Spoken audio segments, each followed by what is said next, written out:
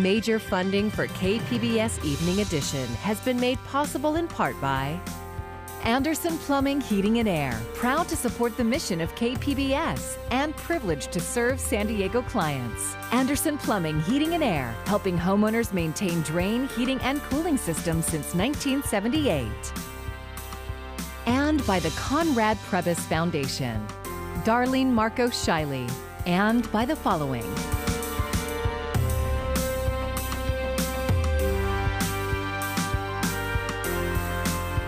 And by viewers like you. Thank you. Good evening. It's Thursday, June 17th. Thanks for joining us. I'm Amitha Sharma, in for Maya Tribulsi. Exiled for 11 years, a deported U.S. Army veteran is back home. Crossing back over the border just hours ago. Let's go straight to KPBS reporter Max Rivlin-Nadler, who's been following this story. He was there as it happened. Max? Hi, Amitha. Andrew DeLeon re-entered the United States a little after 3:30 this afternoon. He had been in Tijuana for more than a decade. He had lived in the United States for 50 years and served in the Army during the Vietnam era. He was deported for a nonviolent drug offense. DeLeon was joined today by other deported veterans who know him affectionately as Andy. They celebrated with cake and photos. DeLeon had petitioned for years to re-enter the United States to no avail, despite strong support from California officials. But now a recent agreement between the American Civil Liberties Union and the Biden administration allows for people in Mexico who are particularly vulnerable to re-enter the United States, even as the border remains closed for the vast majority of people. Now that agreement has allowed at least one deported veteran to re-enter the United States. Immigration attorney Ian Cerullo helped DeLeon get his application to the federal government. Having him live here in Tijuana, away from most members of his family, and it's just again very unfortunate and sad to even imagine the situation of Andy. The deported veterans marched with DeLeon to the border crossing. Through sweltering June heat, a little after 3 p.m., his name was called and he walked into the United States. DeLeon plans to live with family members in Santa Maria, California. He's diabetic and close to 80, so he's hoping he could get some of his Army benefits restored. But for today at least, he's just happy to be back in the U.S., the country that he served. At the U.S.-Mexico border, Max Rivlin-Nadler, KPBS News. The Department of Homeland Security will no longer follow Trump-era asylum decisions. Attorney General Merrick Garland withdrew key rulings issued in 2018. The reversal allows immigrants who face domestic or gang violence to apply for consideration. A local immigration attorney explains that cases denied while the old policies were in place can be reviewed. It's not going to make things easier in the terms of how the asylum works, but it's going to open the door for more people who are deserving asylum, but they couldn't do it under the Trump administration. A person seeking asylum would still need to pass what's called a credible fear interview and then have a hearing before an immigration judge who would decide whether to grant asylum. In a statement to our media partners at KGTV, Republican Congressman Darrell Issa criticized the rule reversal, calling it disappointing, saying in part, quote, "This doesn't address the border crisis that grows worse every day." The city of San Diego has released a new analysis of policing practices and how they're experienced by communities of color. KPBS reporter Melissa May has the details. The report looks into 3 areas: traffic stops, non-traffic stops, and use of force, comparing the treatment of people of color to the treatment of whites. Black people were subject to force 4.8 times as often per resident as white people. Michael Burbank of the Center for Policing Equity says black people also experienced more non-traffic stops. So what does it mean when we have a finding of a racial disparity? Disparity rates in police contact and the outcomes of this contact mean that racial groups within the community of San Diego have different experiences of policing. The report takes into account crime rates, poverty rates, and neighborhood demographics that contribute to the disparities. San Diego Police Chief David Nislight says the department expected to find disparities. These disparities do not necessarily mean discrimination, but they do allow us to take a much deeper look into why they exist and how we can address them through procedural, operational, and strategic decision making. Francine Maxwell, president of the San Diego branch of the NAACP, welcomed the release of the report. But we've had enough talk. We need to have action, and we need immediate, a sense of urgency, implementation of new policies and procedures. This report is part of the Center for Policing Equity's National Justice Database project, which is the first database that captures police behavior. It is now available online at sandiego.gov/CPE report. There's also a schedule of planned community forums on the website. Melissa May, KPBS News. After weeks of back and forth, California regulators approved revised mask rules for the workplace. The new Cal OSHA guidelines conform with the general state rules that took effect this week, allowing fully vaccinated people to take off their masks. Governor Gavin Newsom issued an executive order making the rules effective immediately. However, businesses can still decide on an individual basis to require workers and customers to wear face masks. We remain in a public health crisis, and people are going to react to that ongoing public health crisis differently. That's why businesses are given this broad latitude to say, okay, we have heard what the state has said, we've heard what the standards board said, but we have decided to take a more cautious approach. Attorney Dan Eaton also says he understands this will cause some friction, but the lifted restrictions do not give customers the right to ignore rules that businesses have put in place. It's day one of the U.S. Open at Torrey Pines. The multi-day golf championship is welcoming fans, but not anywhere near the large crowds when the tournament was here more than a decade ago. KPBS health reporter Matt Hoffman has more on the extra precautions being taken this year. Championship golf is back at Torrey Pines, but things are a little bit different since the last time the U.S. Open was here. While most COVID-19 restrictions have been lifted, the pandemic is not over. We're going to see a smaller crowd this week. We saw some great crowds in 2008. Fans were awesome, but unfortunately with the COVID restrictions, we're about down to 8,000 to 10,000 paid fans a day. Jeff Alstetter with the USGA Championship says last year the tournament had no fans because of the pandemic, and that was almost the case again. Up to about 90 days ago, we weren't sure we were going to have any fans on site. For us, this is a big thing to have fans. It's a big event for the area. All attendees are being asked if they are vaccinated. If not, they have to provide proof of a negative COVID test within the last 3 days. Vaccinated fans are able to go maskless around the course, but if you're not vaccinated, you still will be asked to wear a mask and keep your social distance. Despite the smaller than usual crowds, local pros Phil Nicholson and Alexander Schauffele had large followings. Feels the same, feels pretty similar. A lot of guys watching Phil, gotta love the lefty. And yeah, it's pretty crowded. Not enough beer though. There are fewer food and beverage options this year, but some fans say fewer people here is a plus. So we do like the limited capacity because we're able to get closer to the greens or the fairway to see the players, so we really like that. Orange County resident Matt Donovan was here with family and friends for his 20th U.S. Open. We're roaming around watching some golf, some good swings. He misses some of the excitement of a packed course, but was still able to pick up some swag. A giant golf ball? U.S. Open shorts with guitars on them. He's a musician. More than 150 players are teeing off here this week, translating to a lot of walking for fans eager to get close to the pros. Another pandemic restriction, no autographs, selfies, or fist bumps are allowed with the golfers. Yeah, I was hoping that maybe because there's less people, the players would be more accessible, and we could get autographs and stuff like that, but that's a bit disappointing. So other than that, we are just happy to be here.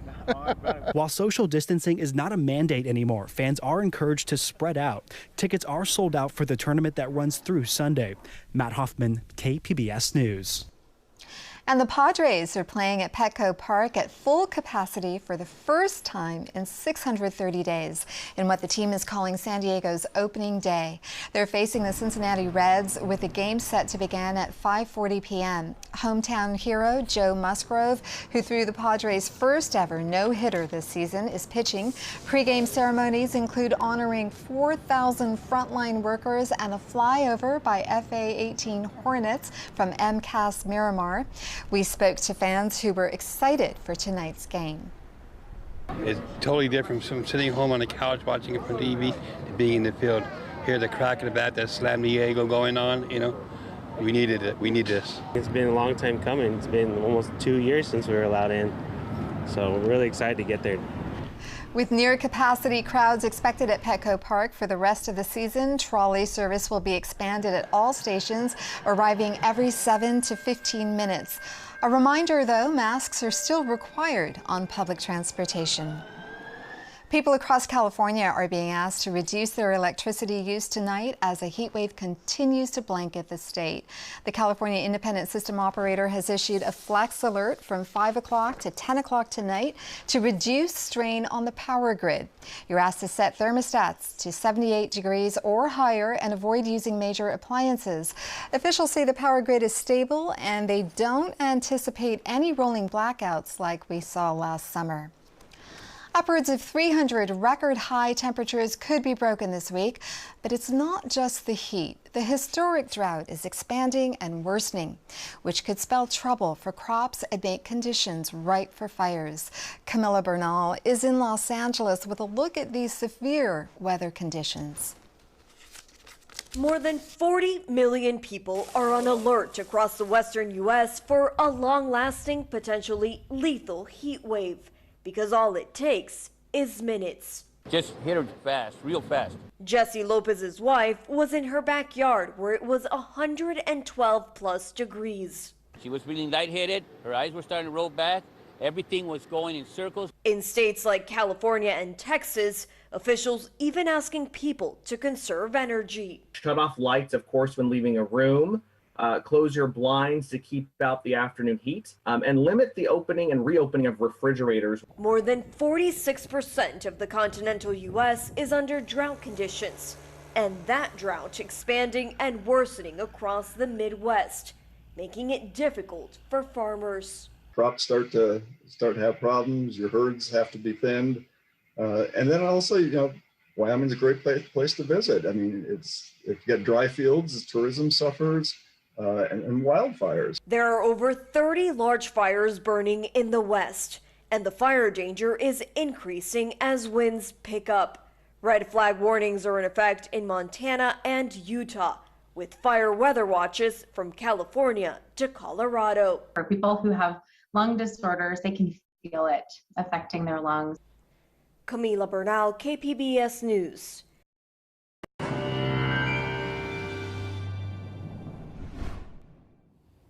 I wish I had better news for folks through the interior locations here. Desert's still in the 110 range. The heat doesn't go anywhere, not for tomorrow, not for Saturday or even Sunday. But by the time we get into next week, it's still going to be hot, just not as hot. That's the thing. We're going to start tapering things down for us.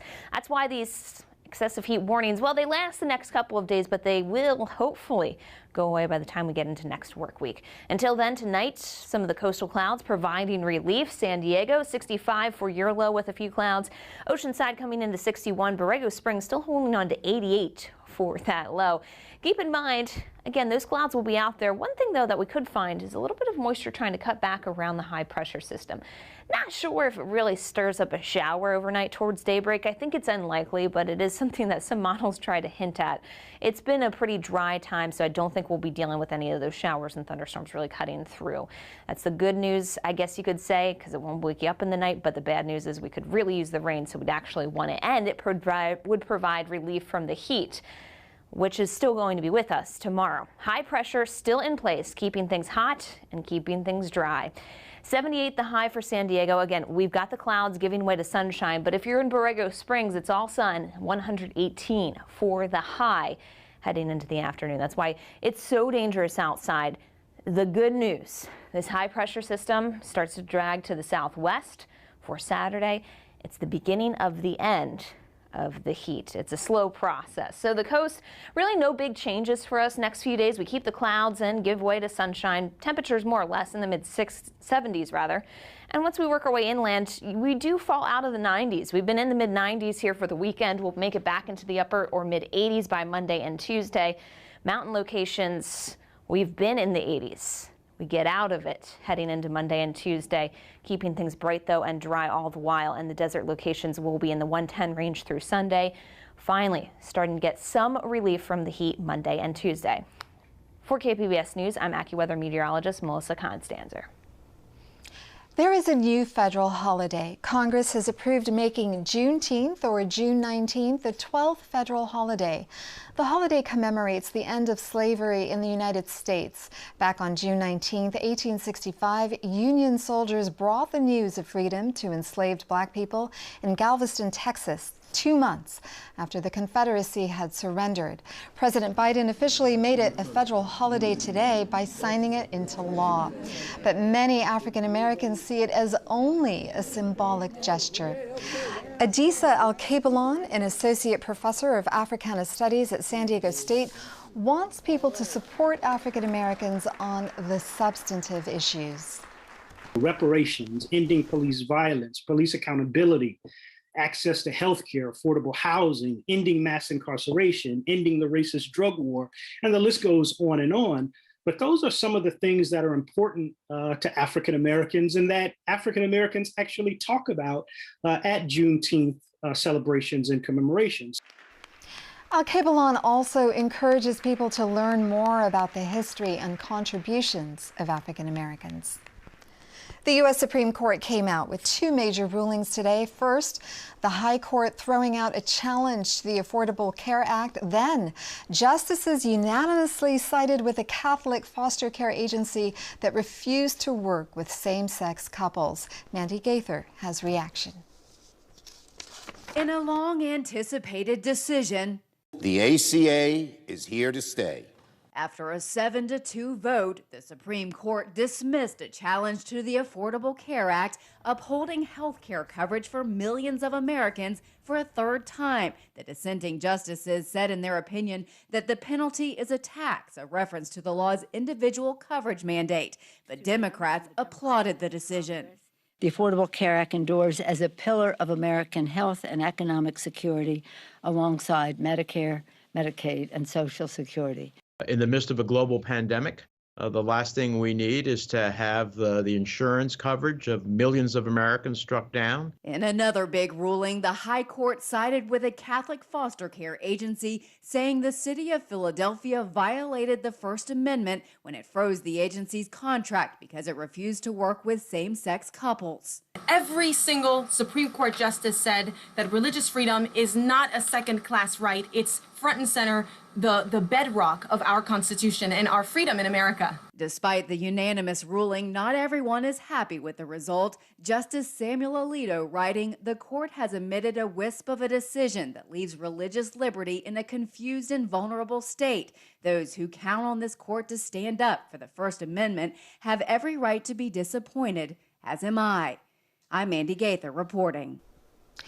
Our partners at iNewsSource are reporting that a Pacific Beach doctor who offered a questionable diabetes treatment is facing charges before the state medical board. The accusations could lead to his license being revoked. Dr. James Novak was a key figure in a 2018 iNewsSource investigation. Some physicians called his insulin infusion treatment a scam and unproven. The medical board's executive director has accused Novak of repeated negligent acts, failure to maintain accurate records, and unprofessional conduct involving two patients. Novak declined to comment. For more, go to iNewsSource.org. I'm Judy Woodruff. Tonight on the NewsHour, the future of health care. The Affordable Care Act survives a third major Supreme Court challenge. Coming up at 7 after Evening Edition on KPBS. The effort to redevelop the Midway Sports Arena area will have to start over. Mayor Gloria announced today he intends to do just that after receiving a notice from the state that the development is likely in violation of the Surplus Land Act. A new bidding process will have to take place to prioritize affordable housing that complies with state law. Gloria blamed the problem on the last city's administration. Last year, the San Diego City Council approved new incentives for developers to build more affordable and market-rate housing. KPBS Metro reporter Andrew Bowen says the first project to use the program, called Complete Communities, could be a preview of what's to come. Construction is well underway at Sequoia, a 100-unit apartment building on 5th Avenue in San Diego's Bankers Hill. The lot, 1 block from Balboa Park, is zoned for only 25 apartments, but local development firms Murphy Company and Bishop Ventures saw the potential for more. 7 of the units out of the 100 are affordable to very low income, and another 4 units are affordable rent restricted to moderate income. Developer Gilman Bishop says those 11 affordable homes are what made this project eligible for the city's Complete Communities program, approved last November. What it allows you to do is have unlimited residential density within a specific building envelope, and it incentivizes developers to build smaller units so they get more units within that same envelope. Smaller homes with cheaper rents is exactly what Complete Communities was meant to encourage. It's also meant to encourage a car-free lifestyle. None of the apartments will come with off-street parking, but they will be right next to new protected bike lanes leading to downtown and Hillcrest. Andrew Bowen, KPBS News. San Diego will not consider closing the rocky shoreline areas in La Jolla that are currently an active sea lion rookery. The Sierra Club asked Mayor Todd Gloria to do that to protect sea lion pups. An email response from the mayor's office indicated a short-term closure would not be considered. I think just to dismiss our request out of thin air because they just believe that they don't have the authority, or NOAA and the Coastal Commission, they believe, has told them that they don't have any authority. I'm not convinced yet. The city's response said the mayor is willing to consider closing off the rookery if, in the long term, regulators and stakeholders can reach a consensus. In the meantime, extra signs about the sea lions are expected soon, and park rangers will spend more time in the area. The CDC lowered its travel warning for cruise ships today from very high to high. They note the guidance is for travelers who are not fully vaccinated. The agency says the chance of getting coronavirus is still high on a cruise ship because the virus spreads easier in close quarters. They recommend unvaccinated people avoid taking cruises altogether. They also say those planning a cruise should get tested 1 to 3 days before their trip and 3 to 5 days after the trip. Angelica Film Center, Carmel Mountain, has opened for screenings under the new pandemic guidelines from the state. KPBS arts reporter Beth Accomando visits the cinema to see what's different for patrons. Angelica Film Center at Carmel Mountain is saying goodbye to social distancing, says marketing manager Natasha Mulholland. For us, it's really a moment of joy. On June 15th, cinemas received new guidelines for operation from the state, signaling a return to a kind of normalcy for theater patrons, says Angelica Film Center's general manager, Chris Herbert. It's like coming back home, basically. I mean, A, they want to get out of the house. B, a lot of people, their weekly routines include going to the movies. So when we have so many of our regulars come in and they're so happy, and it's good to see them, We welcome you back to the movie theater. Theater staff will continue to wear masks for the time being, but patrons will no longer need masks if they're fully vaccinated. If you have not been, we are requiring that you come in with a mask on and wear it in all common areas. This is up to the patron to be honest about, and we do really hope that people do the right thing. Although cinemas are now allowed to fill every seat, the Angelica Film Center is not selling out, at least not yet. And we want to encourage more people to come back through Cinema Week, which is taking place June 22nd to 27th, and it incorporates several fun events. So we'll be doing movie trivia on the outdoor patio June 23rd at 7 p.m. So we're here to test your movie knowledge. Moviegoers may also have to test their knowledge about how to do old familiar tasks, like serving themselves their own drinks and standing next to people in line. How eager people are to come back to movie theaters may depend on the films. There's nothing like that moment when the lights go down. The projector ignites. And we believe. We've seen a lot of pre-sales for F9, the Fast Saga. We just released advanced ticket sales for Black Widow, and that has been incredibly popular already. We're really gearing up for that. I mean, we're beefing up our staffing levels just for that.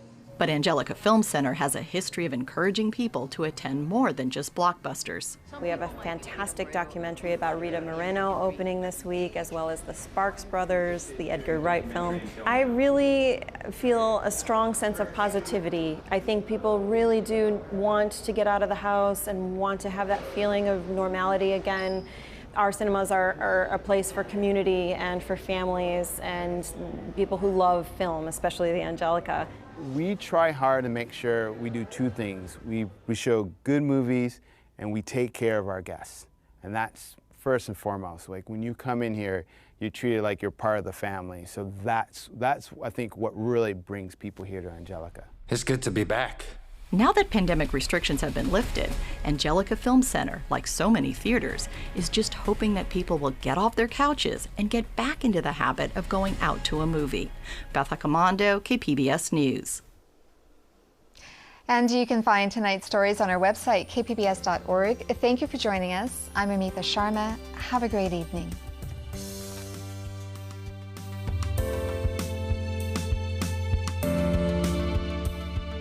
Major funding for KPBS Evening Edition has been made possible in part by Anderson Plumbing, Heating and Air, proud to support the mission of KPBS and privileged to serve San Diego clients. Anderson Plumbing, Heating and Air, helping homeowners maintain drain, heating, and cooling systems since 1978. And by the Conrad Prebys Foundation, Darlene Marco Shiley, and by the following.